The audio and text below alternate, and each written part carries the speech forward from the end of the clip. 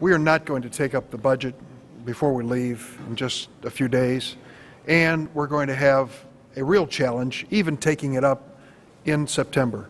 Coming back and facing the Iran agreement vote, which will consume our debate time along with the planned Jewish holy days until the middle of September, and then toward the end of the month, another Jewish holy day and the visit of the Holy Father. So there's very little time left in September for us to seriously consider the budget. We've been standing in front of this podium now since June, asking Senator McConnell and the Republican majority to face the reality that our budget is going to expire at the end of September. We should have rolled up our sleeves weeks ago and started this conversation between the House, the Senate, and the White House to come up with a budget for America that is fair not only to the Department of Defense, but to all the other critical agencies of our government. It appears that Republicans may drag this out to the last minute and try to put a year-long CR on the floor. Would Democrats accept that if it were clean? You mean after we come back after the recess? I mean, it would be short-term CR at the end of September and then a year-long CR later in the year. The move is theirs. What we have said, and it was outlined by Senator Murray and Senator Schumer in some detail, and Dick and I mentioned it also. Let's see what they're trying to do. There is no such thing as a clean CR in the minds of the Republicans. They have to stick something on it, which they will do. When I say something, it'll be a lot of stuff, as we've seen by every one of their individual appropriation bills in the Senate and in the House. So we believe that we have a certain demands that we think are fair. The American people agree with us, that we should make sure that defense and non-defense are handled in a fair manner, equal increases or decreases, and both of them should be the same.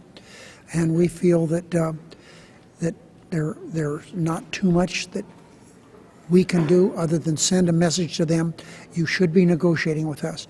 We're going to be holding events during the recess, focusing on some of the crazy writers they have in these bills that sends a message as how out of touch with America these writers are. So there's no yes or no answer to your question.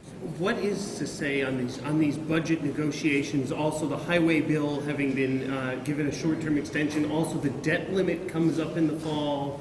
Tax extenders. What's to say this isn't all going to get all bottlenecked into the same sort of mess later in the year? I think that we're talking about bringing this to the attention of the American people earlier rather than later. We're not going to drag this out. If it's anything that we have to say about it, drag it on week after week. We think there should be decisions made, and we believe the White House will support us in our position. Senator McConnell said the way he's going to avoid a government shutdown is by negotiating with Democrats. Good. Oh, that's great. Have you seen any indication? I mean, I checked with the White House today, not a word. I checked with myself today, not a word. I don't understand when this negotiation is going to start. We're ready. We've been ready, and we're going to continue beating the drum. Just because we're out during these next few weeks at home doing our work at home doesn't mean we can't negotiate. All of us, all this leadership team here, the White House, we're all ready to start negotiating anytime they want.